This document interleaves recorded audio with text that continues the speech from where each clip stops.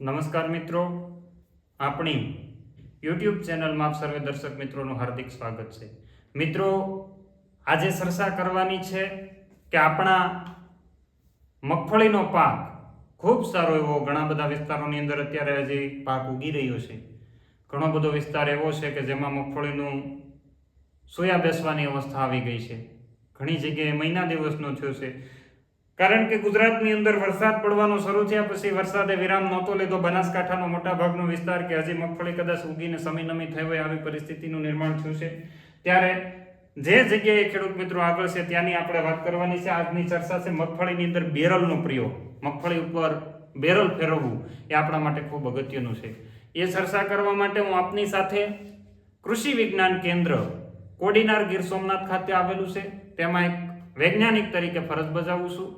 અને આજની માહિતી કે જે એક સાચી દિશાની અંદર સંશોધનો થયા છે એ માહિતી આપના સુધી પહોંચાડવાની છે.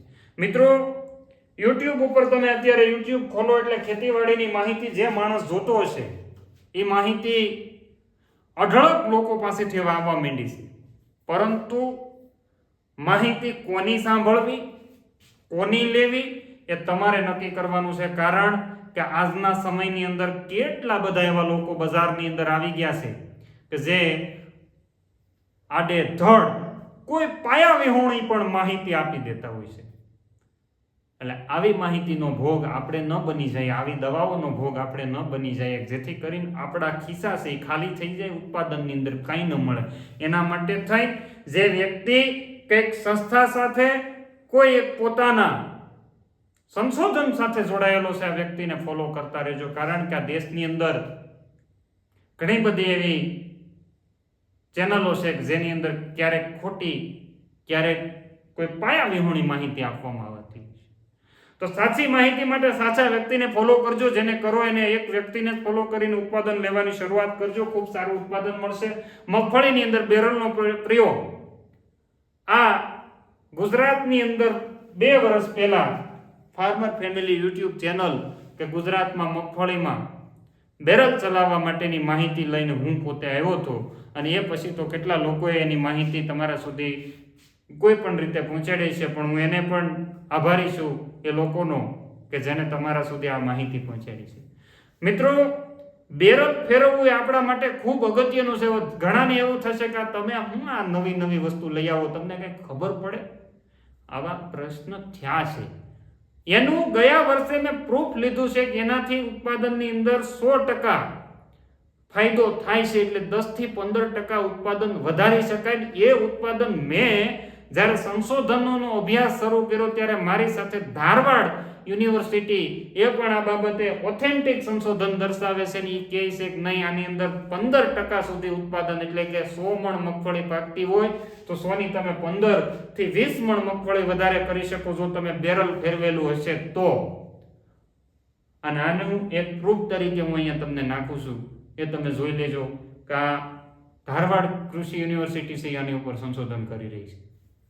બીજું, આ દેશ દુનિયાની અંદર મગફળીનું ખૂબ સારું એવું વાવેતર થાય છે, પરંતુ પ્રોડક્શન ગુજરાત જેટલું તમિલનાડુ કરે એટલું નથી કરી શકતું. કારણ કે તમે બેરલ ફેરવવાના વિડીયો એવું સર્ચ કરજો, તમને તમિલ ભાષાની અંદર કેટલા બધા વિડીયો મળશે, તમને ચાઇનીઝ ભાષાની અંદર કેટલા બધા વિડીયો મળશે, તમને આફ્રિકન કેટલા બધા વિડીયો મળશે. યાર, આફ્રિકા વાળા, ચાઇના વાળા ગાંડા થઈ ગયા બેરલ ફેરવે છે,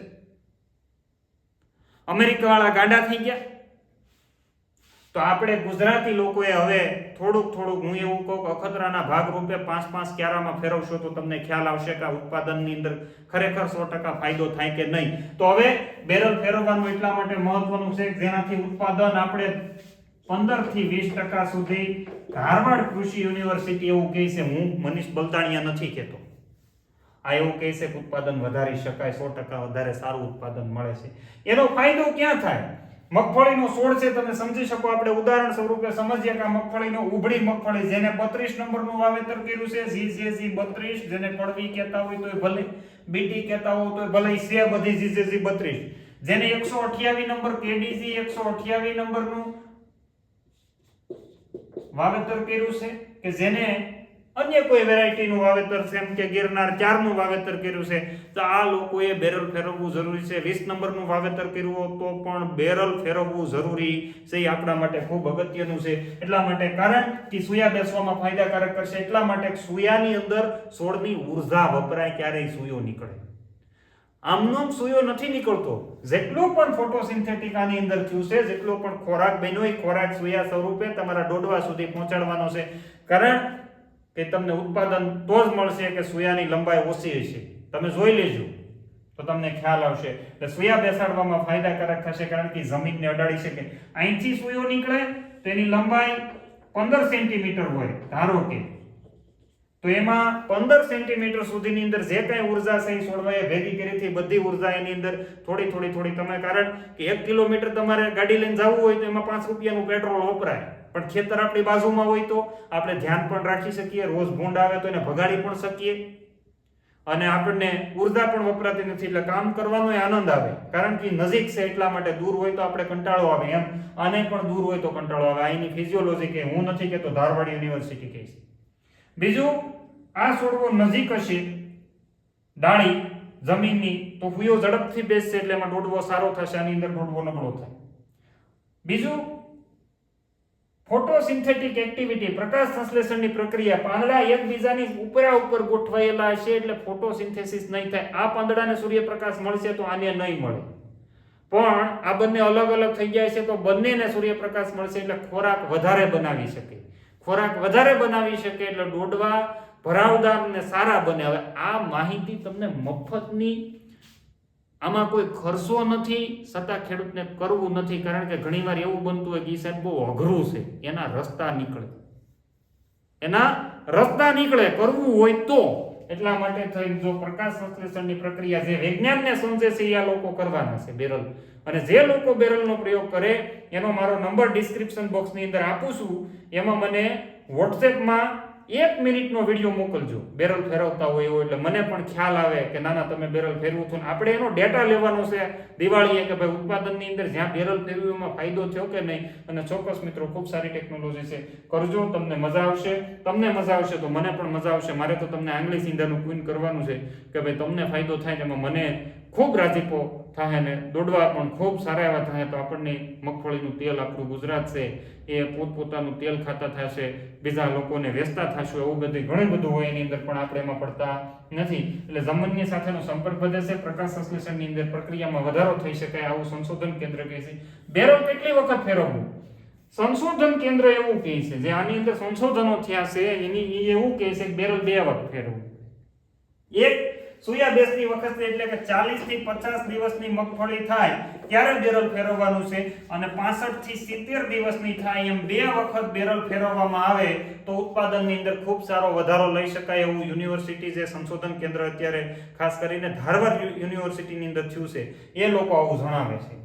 તો ઉત્પાદન કેટલું વધે? તો 15 થી 20% ઉત્પાદન વધારી શકાય. ઘણી વખત એવું બને કે સાહેબ બેરલ ફેરવવું મુશ્કેલ છે, હાથે મજૂર નથી મળતા. હવે બેરલ ફેરવ તો કેવું રાખવું? લોખંડનું બેરલ રાખવાનું છે. લોખંડનું બેરલ થોડુંક વજનની અંદર આવે એટલે એ થોડુંક મગફળીને દબાવી શકશે. મગફળી છોડવા ભાંગી જાય તો કોઈ વાંધો નથી, એના ડોડવા નીચે જ બેહવાના છે. અગર તમારે રબરનું બેરલ છે, તમારી પાસે પ્લાસ્ટિકનું બેરલ છે, તો એની અંદર 5-10 લીટર પાણી ભરી દો, જેથી કરીને એમાં વજન સારો થઈ જાય. બેરલની સપાટી ઉપર જો તમે લીંબોળીનું તેલ ફેરવી દેશો, સોપડી દેશો, તો એ પણ તમારા છોડને કડવાટ કરતા જશે, તો એ પણ ફાયદો થશે. ગયા વર્ષે જામનગરના એક ખેડૂતે મને વિડીયો મોકલ્યો હતો કે એની રાંપ આવે છે, રાંપ એની પાછળ રોલો હોય, અથવા તો એવું યંત્ર એને બનાવી લીધું જે ટ્રેક્ટરની પાછળ યંત્ર એની પાછળ એક રોલ બનાવી લીધો. રોલ છે એ મગફળીને ખાલી દબાવતો જાય. એટલે મિની ટ્રેક્ટર ચાલતું હોય અથવા મોટું ટ્રેક્ટર ચાલતું હોય, તમે સહેલું હાથી હાંકતા હોય ત્યારે તમે આ કરી શકો. અથવા તો તમે દોરી બાંધી અને બળદ દ્વારા ચલાવતા હોય તો આંતરખેડ જ્યારે કરતા હોય ત્યારે પણ આ બધા જુગાડ આપણા ખેડૂતોએ જ કરેલા છે. કોઈ સંશોધન કેન્દ્રની અંદર કે કોઈ મનીષભાઈએ નથી કર્યા, બધા જ ખેડૂતોએ કરેલા છે. તો તમે પણ કરી શકો, ઈઝી વસ્તુ છે. તો આ વસ્તુ અપનાવજો. ખરેખર 15% ઉત્પાદન આ સંશોધન કેન્દ્ર ખોટું નહીં બોલે, કારણ કે એને ડેટા લેખિતની અંદર આપ્યો છે. તો ખૂબ સારો ફાયદો થશે. મારો નંબર તમને આની માહિતી આપવા માટે, મારા સુધી પહોંચાડવા માટે હું તમને નંબર આપું છું. નંબર ઉપર ફોન કરવો મને કોઈ વાંધો નથી, તમે ફોન કરો તો, પણ ફોન કરવાનો સમયગાળો સવારે 9 વાગ્યાથી લઈને બપોરે 12:30 વાગ્યા સુધી, બપોર પછી 2:30 વાગ્યાથી લઈને સાંજના 6 મેક્સિમમ 7 વાગ્યા સુધી પછી, કારણ કે હું પણ સામાજિક જીવન સાથે સંકળાયેલો છું. સાથે સાથે ઘણા બધા અન્ય કાર્યોની અંદર, ઓફિસોના કામ છે એની અંદર સંકળાયેલા હોય, જેથી કરી અને આપણે છે ઘણી બધી વખત ખેડૂતોને જવાબ નથી આપી શક્યા, ઘણા બધા ખેડૂત મિત્રોને જવાબ આપી શક્યા છું. એટલે એની કોઈ રંજ ન રાખવી, રંજ રાખ્યા વગર એક રિંગ મારવાની મર્યાદા સાથે હું તમને જે નંબર આપું છું, મારો નંબર લખી લો, 70 47 00 52 34. આ મારો મોબાઈલ નંબર છે. એની ઉપર તમે તમારું જે ડ્રમ રોલિંગ કરતા હોય, એટલે કે બેરલ ફેરવતા હોય એવો 1 મિનિટનો વિડીયો, તમારું આખું એડ્રેસ મને મોકલજો અને મને જણાવી દેજો કે મેં તમને સાહેબ આ વિડીયો અને એડ્રેસ તમને આપ્યું છે. હું તમને દિવાળીએ સંપર્ક કરી કે ભાઈ તમને ખરેખર ઉત્પાદનની અંદર ફાયદો થયો કે નથી.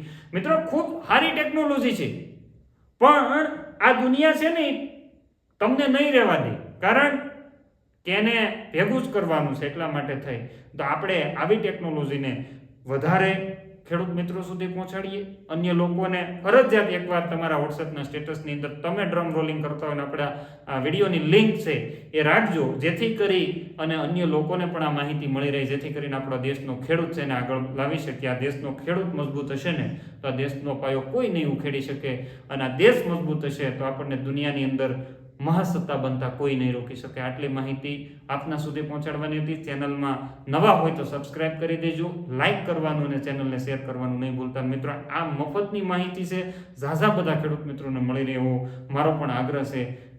અસ્તુ, આભાર, જય હિન્દ, ભારત માતા કી જય.